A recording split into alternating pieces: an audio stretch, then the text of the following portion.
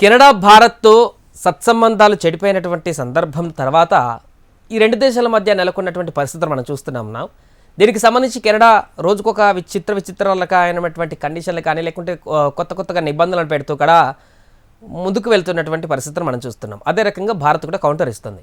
So సెప్టెంబర్లో మొదలయ్యేటువంటి కొత్త విద్యా సంవత్సరం నుంచి విదేశీ విద్యార్థులకు ఇచ్చేటువంటి స్టూడెంట్ పర్మిట్లపైన 2 ఏళ్ల పాటు పరిమితులు విధిస్తున్నట్టుగా ఆ దేశం సోమవారం ప్రకటించింది. సో వీసాల సంఖ్య తగ్గిందంటే కాలేజీ డిగ్రీ కోసం అక్కడికి వెళ్ళేటువంటి భారతీయ విద్యార్థుల సంఖ్య కూడా తగ్గనున్నటువంటి విషయం తెలిసిందే. ఈ వీసాల కోత అన్ని దేశాలకు వర్తించేదే అయినా కూడా మన వాళ్ళ విదేశీ విద్యకు కెనడా ఓ ప్రధాన కేంద్రంగా అవడంతో భారతీయ విద్యార్థి లోకం కూడా ఒక్కసారిగా ఉలికిపడింది. ఎందుకంటే అమెరికా, లండన్ తర్వాత ఇంగ్లాండ్ తర్వాత ఎక్కువగా చూజ్ చేస్తుంది కెనడానే. సో కెనడా గడ్డపైన ఓ ఖలిస్తానీ తీవ్రవాది హత్య వెనుక భారత్ హస్తం ఉందంటూ ఆ దేశం చేసినటువంటి ఆరోపణలతో ఇప్పటికే ఈ రెండు దేశాల మధ్య దౌత్య సంబంధాలు చిక్కుల్లో పడ్డాయి.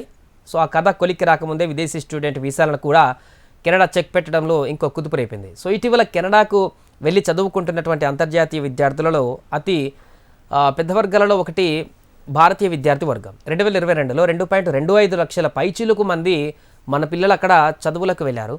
ఇంకా ఆ ఏడాది అయితే కెనడా ఇచ్చిన మొత్తం స్టడీ పర్మిట్లో 41% పైగా భారతీయ విద్యార్థులకే దక్కాయి. ఇక 2023 సెప్టెంబర్ నాటికి కెనడా సర్కార్ గణాంకాల ప్రకారం అక్కడ చదువుకు అనుమతి పొందినటువంటి అంతర్జాతీయ విద్యార్థులలో 40% మంది కూడా భారతీయులే. 12%తో చైనీయులు 2వ స్థానంలో ఉన్నారు.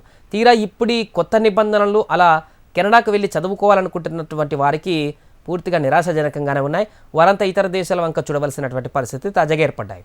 2023లో కెనడా 10 లక్షలకు పైగా స్టడీ పర్మిట్లు ఇచ్చింది. దశాబ్ది క్రితంతో పోలిస్తే ఇది 3 రెట్లు ఎక్కువ. తాజా ప్రతిపాదనతో ఈ ఏడాది ఆ పర్మిట్ల సంఖ్య 3.64 లక్షలకు తగ్గనుంది. అంటే 35% కోత పడుతుంది. విదేశీ విద్యార్థుల స్టడీ పర్మిట్లపైన పరిమితి ప్రధానంగా అండర్ గ్రాడ్యుయేట్ కోర్సులకే వర్తిస్తుంది. గ్రాడ్యుయేట్, మాస్టర్స్ డిగ్రీలు, పిహెచ్డీలకు ఇది వర్తించకపోవడం కూడా ఊరటాయి. సో అయితే పోస్ట్ గ్రాడ్యుయేట్ వర్క్ పర్మిట్లకు షరతులు కూడా వర్తిస్తాయి. గతంలో కెనడా పిహెచ్డీ, మాస్టర్స్ కోర్సులు చేస్తుంటే 3 ఏళ్ల వర్క్ పర్మిట్ దక్కేది.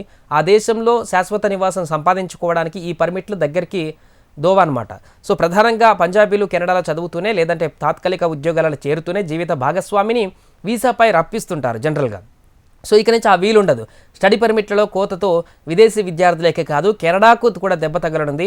పెద్ద ఎత్తున విదేశీ విద్యార్థుల్ని ఆకర్షించడానికి కెనడాలోని పలు విద్యా సంస్థలు తమ ప్రాంగణాలను విస్తరించాయి.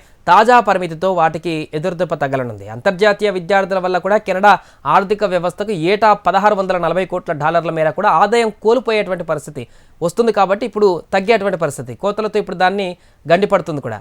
జస్టిన్ ట్రూడో తీసుకున్నటువంటి ఈ కోత నిర్ణయం వెనుక అనివార్యతలు అనేకంగా ఉన్నాయి. సో చదువు పూర్తి చేసుకుని అక్కడే వర్క్ పర్మిట్లతో జీవనోపాధి సంపాదించడం సులభం కనుక విదేశీ విద్యకు కూడా కెనడా పాపులర్ గమ్యస్థానం. సో అంతర్జాతీయ విద్యార్థుల సంఖ్య పెరిగేసరికి అద్దెకు అపార్ట్మెంట్లు దొరకనటువంటి పరిస్థితి ఏర్పడుతుంది. నేరుడు కెనడా వ్యాప్తంగా అద్దెలు 7.7% పెరిగాయి. గృహ వసతి సామాన్యులకు అందుబాటులో కూడా లేకుండా పోయింది. దీంతో ట్రూడో సర్కార్ ఈ రకమైనటువంటి ఒత్తిడి పెంచిందన్నటువంటి విషయం తెలుస్తుంది. కానీ ఏదేమైనా కూడా ఇది రెండు దేశాల మధ్య ఉన్నటువంటి దౌత్యపరమైనటువంటి అంశాలే కానీ ఇతరత్ర రాజకీయ కారణాలంగానే ఈ రకంగా చర్యలు తీసుకుంటున్నారు అక్కడ అనేటువంటి విషయం కూడా స్పష్టమవుతుంది.